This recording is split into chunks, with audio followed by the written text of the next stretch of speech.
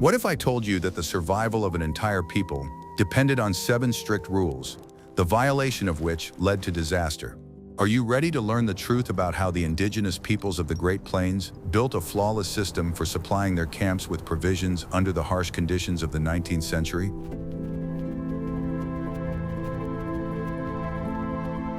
This system was far from mere superstition. It was a rigorous economic model for resource allocation.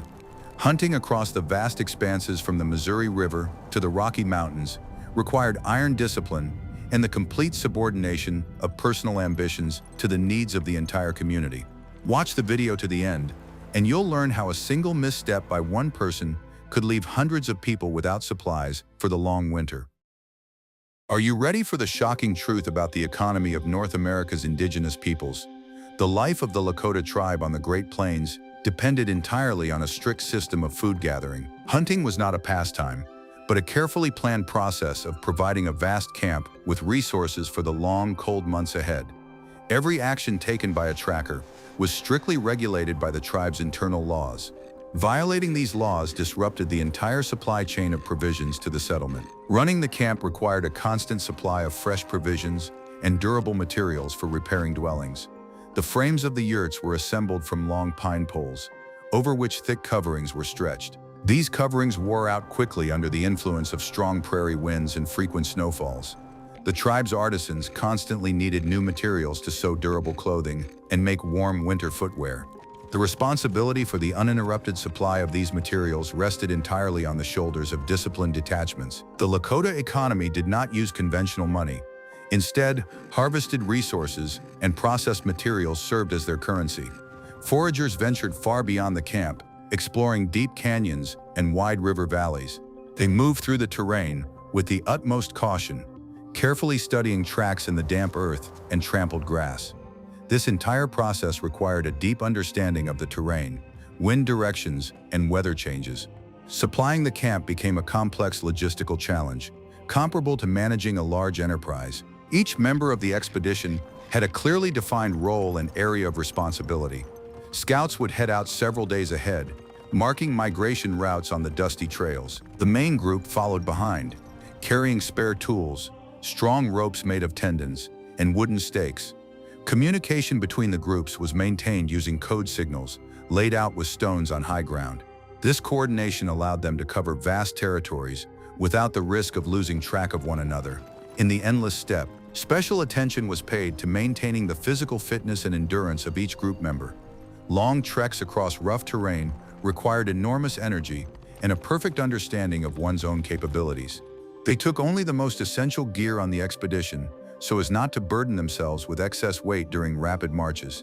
A supply of dried provisions was stored in small leather pouches on their belts, allowing them to refuel on the go. They found water in hidden rocky crevices, avoiding open and easily visible bodies of water. Tools were made from the strongest materials available in the region. Arrowheads were crafted from hard flint, carefully polished using dense stones. Shafts were carved from straight, flexible wood that had been dried in the shade to prevent warping.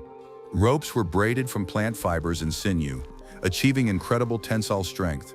Every item in their arsenal underwent multiple checks before leaving the settlement. Route planning depended on the season and the location of natural shelters.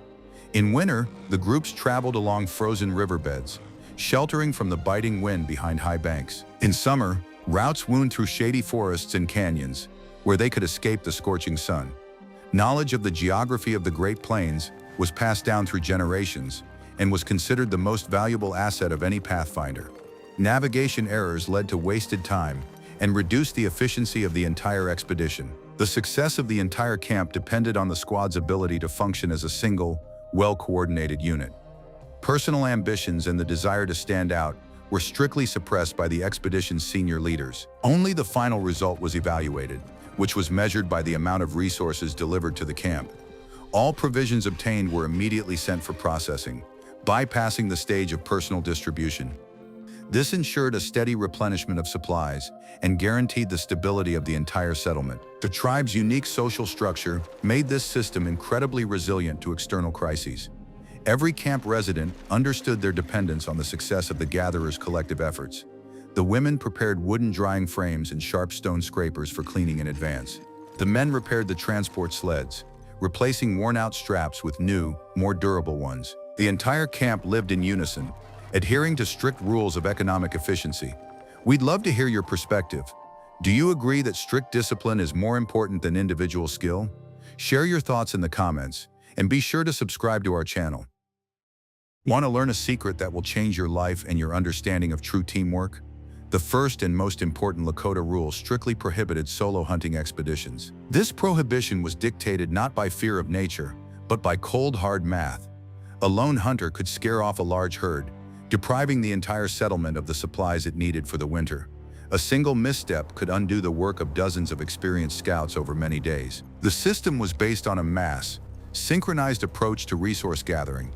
Large groups could direct the herd's movement in the desired direction by utilizing the terrain. To do this, people formed a chain, creating visual barriers with hides fluttering in the wind.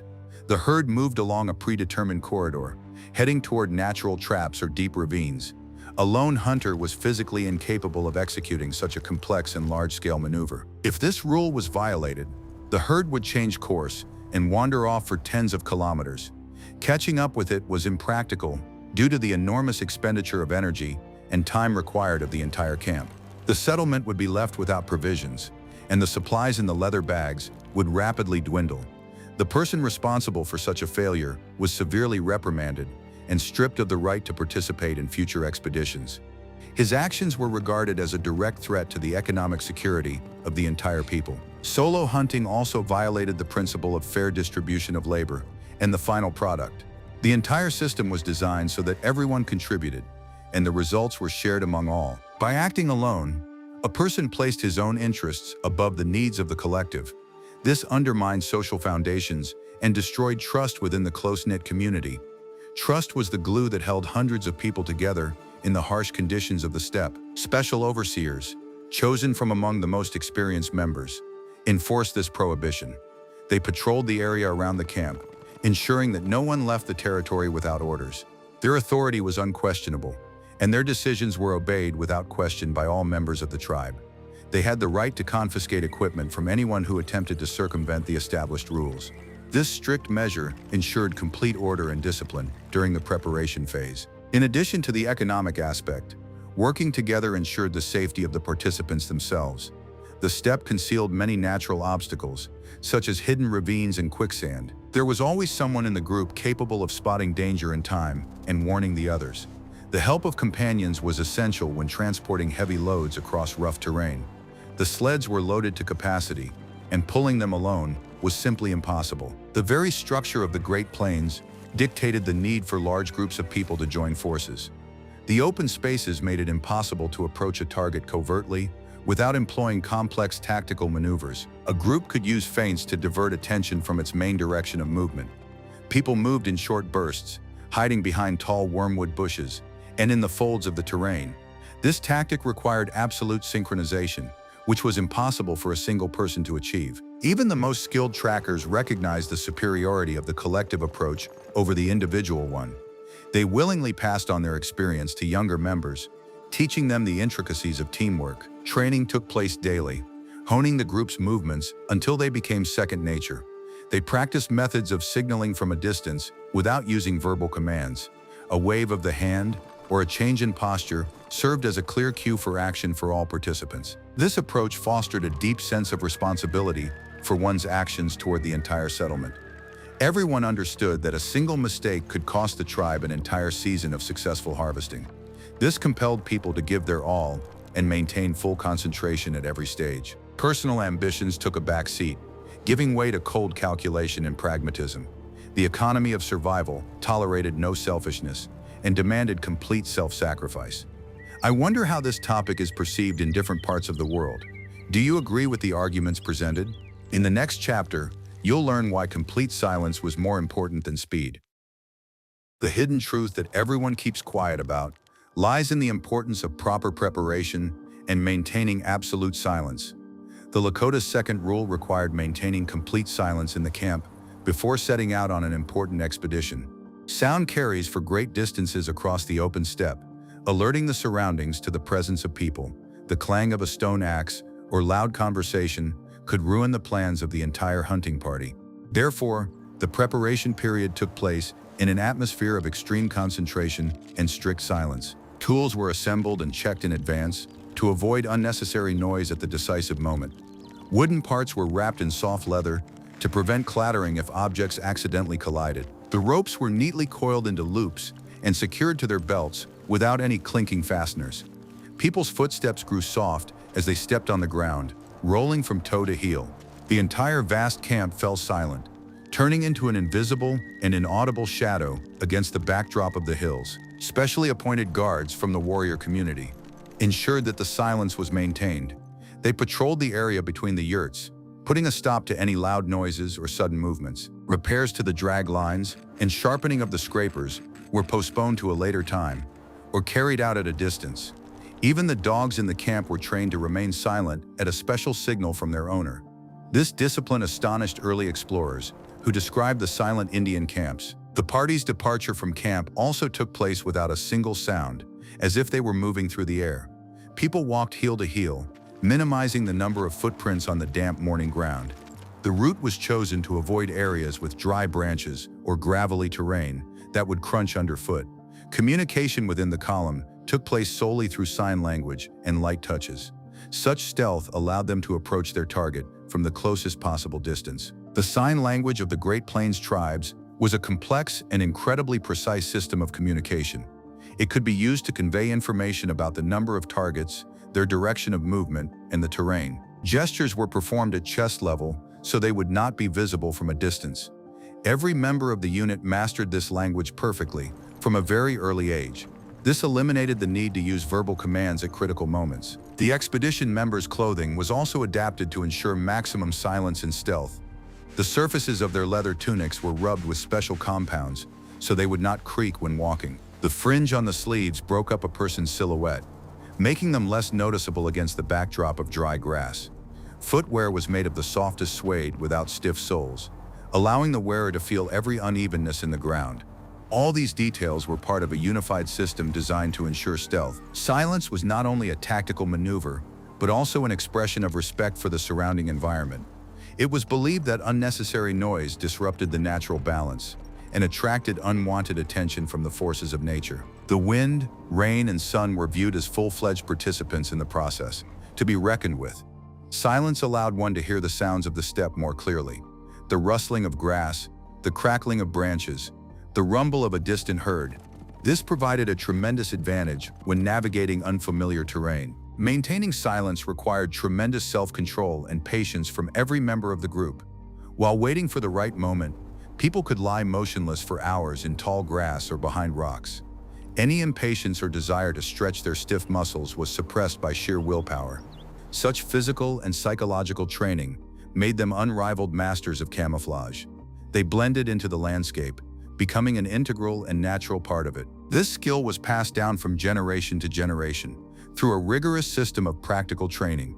Experienced instructors would make young trainees move silently through dry brush for hours on end. Any rustling meant they had to start the training all over again. This is how muscle memory and an intuitive understanding of the principles of stealthy movement were developed. Thank you for watching, and please like this video if you enjoy our format. Guess what happened next when the rules for selecting targets became stricter than the laws of nature themselves? The third rule strictly prohibited removing the largest and strongest leaders from the herd. This rule demonstrates a profound understanding of the principles of sustainable natural resource management. The leaders ensured the group's cohesion and guided it along safe migration routes. Their loss led to chaos within the herd and its unpredictable dispersal across a vast territory. Lakota trackers could unerringly determine the status of each individual in a moving group. They paid attention to body posture, the reactions of other herd members, and speed of movement. Leaders always carried themselves in a distinctive manner, monitoring the perimeter and setting the pace. An experienced eye could pick up on these details in a matter of seconds, even from a great distance. The selection of a target happened instantly, but was always based on this strict rule. The targets were those individuals whose removal would not disrupt the herd's internal structure and hierarchy. This approach ensured that the group would continue on its usual seasonal route. The following year, the tribe could once again count on encountering the same herd in the same place. This was a long-term investment in the stability and food security of future generations. Anyone who disrupted this balance jeopardized the survival of their own descendants. The selection process required not only keen observation, but also the highest level of skill. It was necessary to isolate the selected target from the main group, without causing panic among the others. To achieve this, complex maneuvers were used to create artificial corridors using people and the terrain. The target was carefully herded toward a dead-end canyon or a steep riverbank. Meanwhile, the main herd continued on its way, completely unaware of the loss. This rule also applied to the timing of large-scale hunting expeditions. Hunting was never conducted during periods when the herd was most vulnerable or in need of rest. The spring months were considered a time of strict taboo against any large-scale activities on the prairie. The Lakota economy was based on the principle of obtaining exactly the amount of resources that was necessary. Surpluses were not welcomed, as preserving them required an unjustified expenditure of labor. The technique of isolating a target was practiced for years at special training grounds near the camp. Young people learned to coordinate their actions by directing the movement of a group of simulated targets. They used poles with pieces of leather tied to them to create visual barriers. Mistakes during training were punished with additional hours of hard labor gathering firewood. Only perfect execution of the task granted permission to participate in real operations. This selectivity fundamentally distinguished the Lakota approach from industrial methods of resource extraction. They did not strive for maximum output in the shortest possible time, at any cost. Their economy was cyclical, based on the renewability and stability of natural processes. Preserving the core of the herd was more important than the short-term benefit of obtaining large quantities of materials. This principle became the foundation of their successful survival over many centuries. Even during periods of acute shortages, this rule remained unshakable and was strictly enforced. The elders preferred to impose strict limits on the consumption of supplies within the camp. They distributed the remaining provisions in minuscule portions to make them last until the next season. But no one had the right to break the law and take from the leaders of a passing herd. Do you agree with this? Please share your thoughts on the matter. In the next chapter, you'll learn exactly how the harvested resources were distributed among the hundreds of inhabitants of the vast camp. The fourth rule established a strict procedure for distributing all resources obtained during the expedition. No participant had the right to claim any spoils for themselves before they had been accounted for by the elders. All materials and provisions brought back were piled in the center of the camp on large leather mats. Only after a complete inventory was taken did the process of distributing shares to each family in the settlement begin. This system prevented the emergence of rich and poor within a single tribe. The distribution was carried out openly, in full view of all residents, to avoid accusations of unfairness. The most respected and impartial members of the council were responsible for this process. They knew the composition of each family, the number of able-bodied members, and the need for materials. Those who were physically unable to participate in hunting expeditions were provided for first. The elderly and widows received their shares on an equal footing with the most productive and strongest hunters. Interestingly, the person who contributed most to the success of an expedition often received his share last. This was a sign of the highest honor and recognition of his merits before the entire community. His authority was measured not by the amount of his personal reserves, but by his ability to provide for others. The ability to give was valued far more highly than the ability to accumulate material wealth. This philosophy completely eliminated conflicts arising from wealth inequality. The process of dividing up carcasses and materials followed strict anatomical and technical rules. The highest quality hides were given to the craftswomen, who made warm winter coverings for the tipi. Tendons were distributed among the makers of tools and sturdy ropes. Tougher materials were used to make soles for moccasins and repair patches. Every part found a use, ensuring the smooth operation of all the camp's artisans. If a hunting expedition proved unsuccessful and supplies were scarce, the shortage was divided absolutely equally. No one could receive more than others, even by citing their high status within the tribe. During such periods, the camp switched to a strict resource conservation regime. Reusing old materials became mandatory for all families. This mutual support made the tribe incredibly united in the face of any difficulties. Women played a key role in the process of further processing and preserving the allocated shares. They immediately set about cutting the provisions into thin strips for subsequent air drying. Wooden frames were set up throughout the camp, creating entire labyrinths of drying provisions. This work required tremendous endurance, as it had to be done quickly before the weather changed. The finished products were stored in parflashen, sturdy leather pouches that protected them from moisture. This entire system functioned as a single conveyor belt, where everyone knew their place and their task.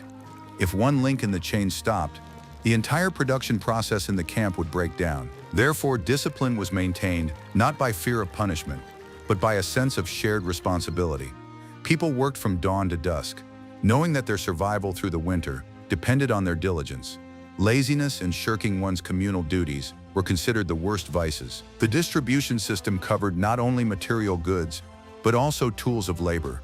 Rare stones for scrapers or high-quality wooden blanks were also distributed as needed.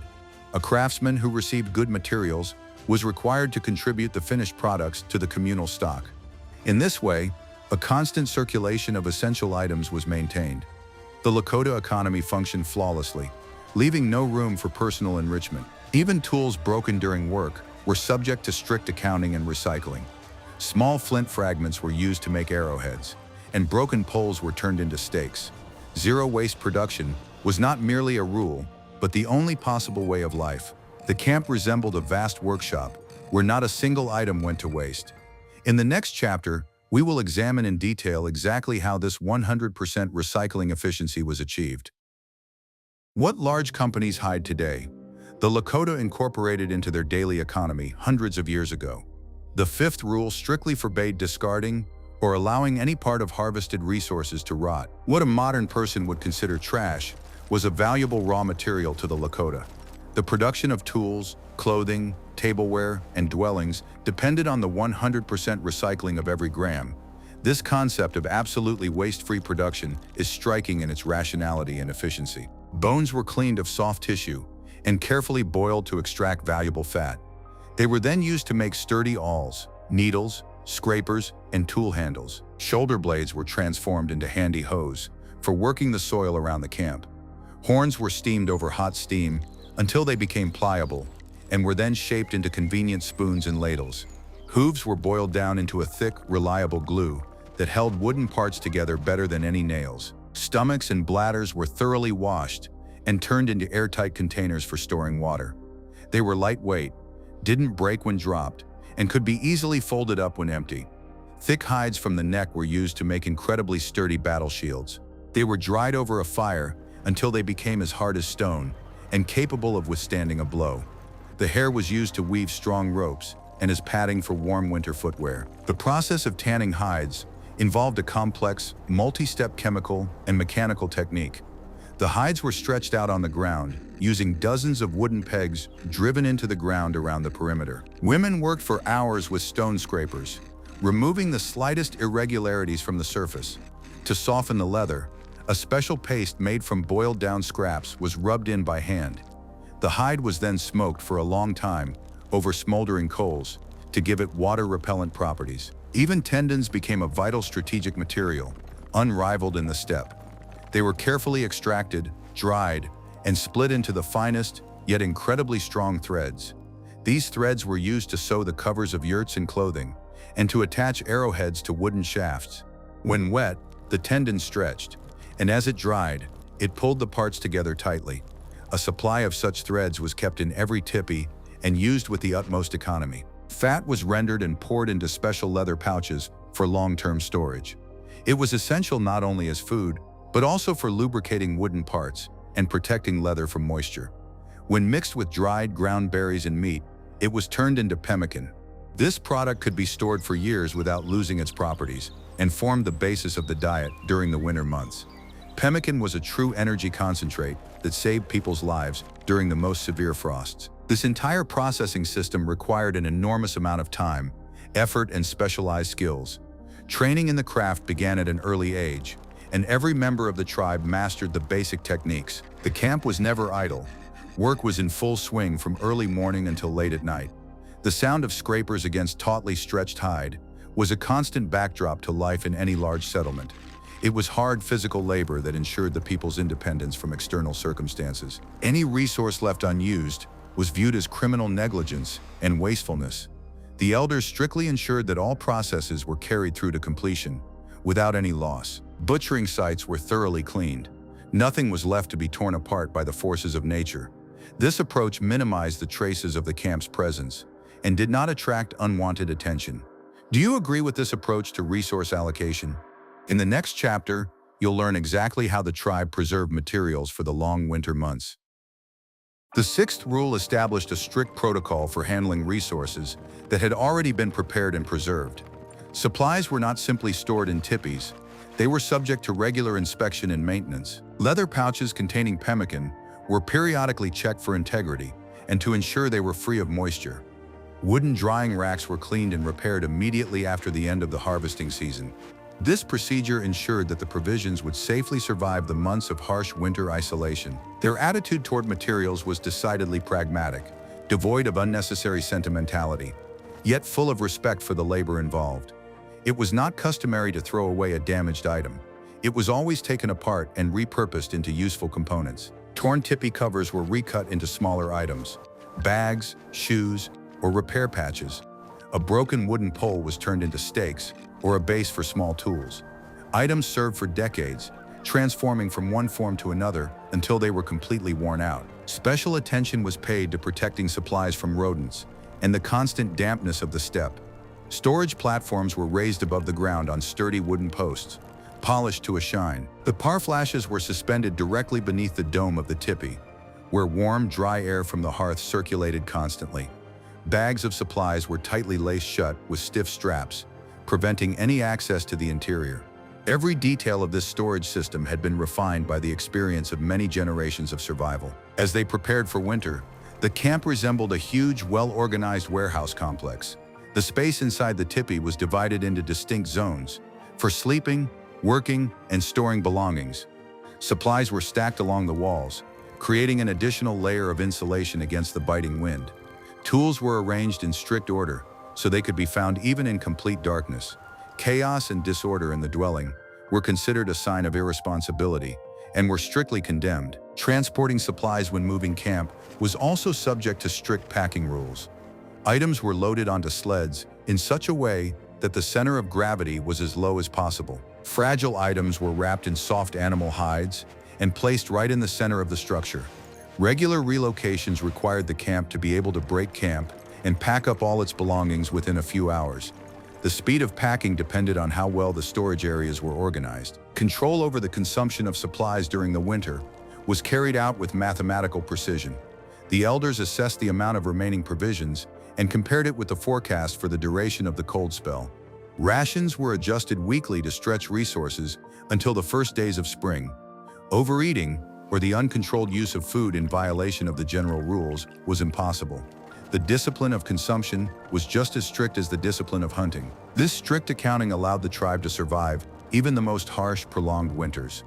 When snow buried the camp up to the very tops of the tipis, people remained warm and well-fed. They repaired their equipment, sewed clothing, and crafted new tools.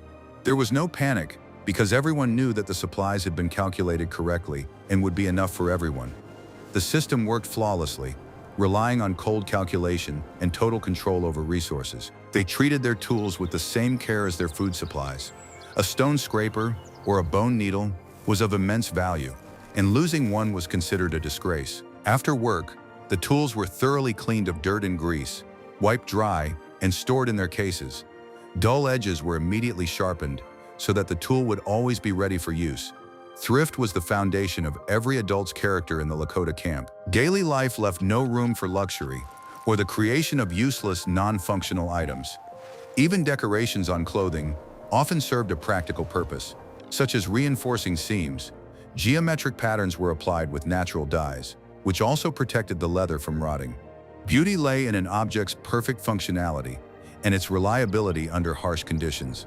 This minimalism was dictated by the very logic of survival on the Great Plains. In the next chapter, we will examine the most complex rule concerning human psychology. It prohibited what seems to modern people to be a natural right, the creation of personal financial reserves. The tribe did not tolerate individual hoarding, considering it the greatest threat to its very existence. This chapter will reveal the essence of an economic model in which society takes precedence over the individual.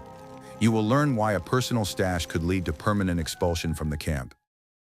The Lakota's seventh rule struck at the most basic instinct, the desire to hoard supplies just for oneself. The prohibition against creating personal, hidden stashes of provisions or materials was absolute. Everything within the camp's territory belonged, de facto, to the entire community and was accounted for. Hiding surplus supplies meant stealing one's neighbor's sense of security about the future. There was no forgiveness for this offense, and punishment was immediate and public. The purpose of this prohibition lay in the need to maintain absolute equality and mutual trust. If one person begins to hoard supplies in secret, they cease to depend on the success of the entire collective. His personal interests become detached from those of the camp, which inevitably leads to the breakdown of discipline. In the harsh conditions of the Great Plains, disunity would mean the swift and certain doom of the entire settlement. Therefore, any signs of individual hoarding were nipped in the bud by the elders. Open storage was the norm. Anyone could walk into a tipi and see how much food was stacked along the walls. If one family's food ran out sooner, due to spoilage, their neighbors would immediately share theirs. No one went without as long as there was at least one sack of pemmican left in the camp. This system of total mutual aid replaced any personal reserves. Security was guaranteed not by personal wealth, but by membership in a close-knit tribe. Attempts to hide part of the harvested materials were extremely rare, but they did occur. This usually happened when an inexperienced member of the expedition tried to stash a high-quality pelt for himself. Such hiding places were quickly discovered by the scouts, who were experts at reading any tracks on the ground. A freshly dug hole or unnaturally stacked stones instantly caught the attention of experienced trackers. An investigation was conducted swiftly, and the guilty party was brought before the entire tribe's court. The punishment for creating a hiding place was public censure and the complete confiscation of the family's entire property. The offender was stripped not only of the hidden items, but also of his lawful tools, clothing, and even his tipi. His status plummeted to the lowest level, and regaining trust was practically impossible. In extreme cases, the person was banished from the camp into the steppe, which was tantamount to a death sentence. The severity of the punishment corresponded to the degree of threat posed by this crime. This economic model prevented the division of society into rich and poor. The absence of private ownership of surplus made it impossible to exploit the labor of others. Authority was earned not through material wealth, but through wisdom, experience, and service to the community. Leaders and elders were often the poorest people in the camp in material terms. They gave all their possessions to those in need, setting an example of true leadership. Such a system demanded the highest level of social responsibility from every resident. People understood that their well-being depended entirely on the well-being of their neighbors in the camp. They worked not for personal gain, but for the stability of the entire vast settlement. This collectivism was not an imposed ideology, but the only viable strategy for survival. It had stood the test of centuries of harsh climatic and external challenges. Even tools were passed from hand to hand whenever there was an urgent communal need for them. No one could say, "This is my stone axe. I won't lend it to repair the communal fence." The concept of personal property applied only to basic necessities and personal clothing. Everything else was regarded as a tool for ensuring the survival of the entire tribe. Selfishness was viewed as a dangerous disease that had to be isolated from healthy society. This strict but fair system ran like clockwork, as long as everyone followed the established rules. But what happened when the system broke down and someone decided to place themselves above the law? In the next chapter, we'll examine a historical precedent of a violation of these basic principles. You'll see how a single wrong decision triggered a chain reaction that destroyed the economy of an entire camp. This is a clear example of why these 7 rules were called laws of survival, not superstitions. The system failed only when personal ambitions took precedence over the tribe's strict economic laws. History has preserved accounts of instances when a young and self-assured tracker decided to act alone for the sake of personal glory. Eager to prove his superiority, he would leave camp before dawn, bypassing the night watch posts. By leaving the camp, such a person violated the cardinal rule of collective safety and jeopardized the entire hunting season. His actions set in motion a chain of destruction that could no longer be stopped. A solo hunting expedition inevitably led to premature noise, which the wind carried throughout the wide valley. Moving without coordination with the main group, the violator could not account for all changes in wind direction. His scent and careless footsteps on dry branches alerted the herd long before he reached the attack range. The herd reacted instantly to the solitary disturbance, breaking its usual migration route. It retreated dozens of kilometers into inaccessible rocky areas where pursuit was impossible. The main group, which had left camp later in accordance with all the rules, found only an empty valley and traces of the herd's flight. Days of preparation by hundreds of people had been in vain because of the selfishness of a single person. Tools, ropes, and sleds, carefully prepared for transporting supplies, lay unused.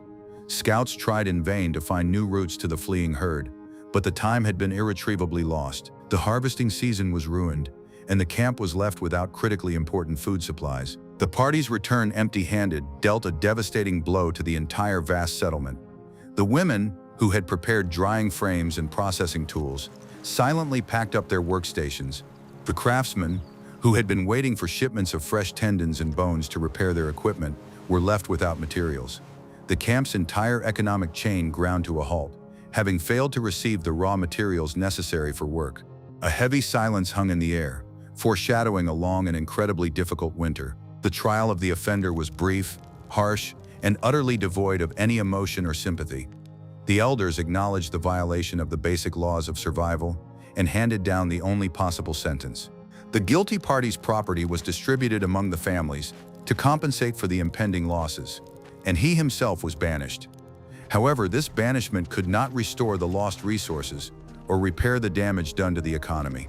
The camp was now forced to survive under conditions of extreme scarcity, paying the price for someone else's mistake. From that moment on, a state of emergency was declared, requiring a complete overhaul of consumption norms. Old reserves, which had been intended for gradual use, became the sole source of sustenance. Leather parflashes were opened under strict supervision, and pemmican rations were cut down to the absolute minimum. People switched to a semi-starvation existence even before the real cold set in. Every crumb of food and every scrap of leather was subject to the strictest communal accounting. Repairs to the tipis were carried out using old, worn-out materials that no longer provided protection from the biting wind. The lack of fresh hides made it impossible to replace the torn coverings before the snowfall began. Warm clothing was patched with coarse patches, and there was simply nothing to make new shoes from. The cold became a constant companion, seeping into dwellings through cracks in the worn canvas. The camp was plunged into a state of harsh, exhausting struggle for each new day. The lack of raw materials for tools also affected daily life and the ability to perform basic tasks. Broken stakes and torn ropes had to be replaced with dry branches and stiff grass stalks. These substitutes were unreliable and constantly broke, requiring additional effort for their endless repairs. The efficiency of all labor declined, and the people's fatigue grew more and more with each passing day. A single person's mistake turned a well-oiled survival mechanism into a daily test of endurance. In the next chapter, we will describe in detail the climax of this tragedy, the arrival of winter at the unprepared camp. You'll learn exactly how the shortage manifested in practice and how people coped with the consequences of the system's breakdown. We'll show you the empty storage areas, the cold hearths, and the incredible resilience of the people in the face of disaster. This is a harsh lesson that there is no room for individual experimentation in the economy of survival. The consequences of this ill-considered move became fully apparent with the arrival of the first severe winter blizzards on the Great Plains. The meager supplies stockpiled earlier were dwindling at an alarming rate, and new shipments were impossible. Only empty leather sacks remained in the storage areas, and no fresh supplies were drying on the wooden frames. Winter winds buried the camp in deep snow, completely cutting off access to alternative food sources. The settlement found itself completely isolated, relying solely on the remnants of what it had managed to preserve. The cold seeped through the worn-out coverings of the tipis, which could not be replaced due to a shortage of high-quality hides. The hearths burned dimly, as firewood had to be conserved because it was impossible to organize large-scale wood harvesting. People wrapped themselves in old, threadbare blankets, trying to hold on to every scrap of warmth in their homes, which were frozen through to the bone. Movement around the camp was kept to a minimum, so as not to waste precious energy fighting the wind. Each morning began with a check of the remaining pemmican rations and a tally of available resources. The lack of quality materials made it impossible to craft reliable snowshoes for long treks. The hunters could not leave the camp to search for small game, as the deep snow restricted their every movement. They remained trapped in the tipa, mending broken tools with the remnants of old, dried-out tendons. Ropes snapped in the freezing cold, and stone scrapers became dull, with no way to replace them with new ones. The camp's technological level plummeted rapidly, reverting to the most primitive forms of daily life. Rations were cut to a level that barely kept them conscious. The elders divided the last of the dried food down to the gram, making no exceptions for anyone. People's faces grew gaunt, and their movements became slow and extremely deliberate. The lack of fresh fat took its toll on the condition of their skin and the body's overall ability to withstand the bitter cold. It was a veritable siege, with the harsh nature of the Great Plains itself serving as the enemy. All social life came to a standstill, giving way to a quiet, focused struggle to conserve calories and heat. No gatherings, loud discussions, or training sessions for the youth were held due to the need to conserve energy. The silence in the camp was absolute, broken only by the howling of the wind in the tops of the bare pine poles.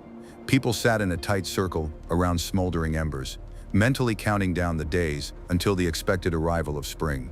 Discipline reached its peak during this period, eliminating any conflicts arising from shortages. Even the dogs, usually active helpers in the camp, lay motionless, curled up into tight fur balls. Their rations had also been cut to a minimum, and they understood the gravity of the situation just as well as the people did. Interaction among the families was limited to brief visits to exchange news or check on their neighbors' well-being. Mutual aid manifested itself in the fact that stronger families shared scraps of warmth with those who were struggling more. This solidarity was the only defense against the looming economic catastrophe. Every day that spring warmth was delayed felt like a serious ordeal for the camp's worn-out infrastructure. Tools broke down completely, straps frayed, and wooden supports cracked in the cold. There was nothing to repair them with, so people simply tied the parts together with scraps of old clothing. The camp slowly fell into disrepair, vividly demonstrating the cost of violating a single rule of preparation. The economics of survival did not forgive mistakes and demanded full repayment of the debt. When the snow finally began to melt, the camp presented a dismal sight of worn-out tippies and exhausted people. They faced the daunting task of replenishing their supplies and repairing the equipment damaged over the winter. This process took months of grueling labor, setting the tribe's economic development far back. The story of this season of famine was forever etched into the people's memory as a stark warning. The laws of the steppe were written not in ink, but in centuries of experience surviving on the brink of the impossible. We see that the 7 rules of the Lakota were not a set of superstitions, but a complex economic model for survival under extreme conditions. Strict discipline, a ban on acting alone, the total processing of raw materials, and the absence of personal hoarding made the tribe invulnerable. Violating even a single element of this system triggered a chain reaction, leading to a severe shortage of resources and the paralysis of the entire camp. This historical experience proves that, under conditions of limited resources, collective responsibility always triumphs over personal ambition. What do you think of this episode's topic, and what would you like to see in future videos? Be sure to subscribe to the channel so you don't miss any new videos.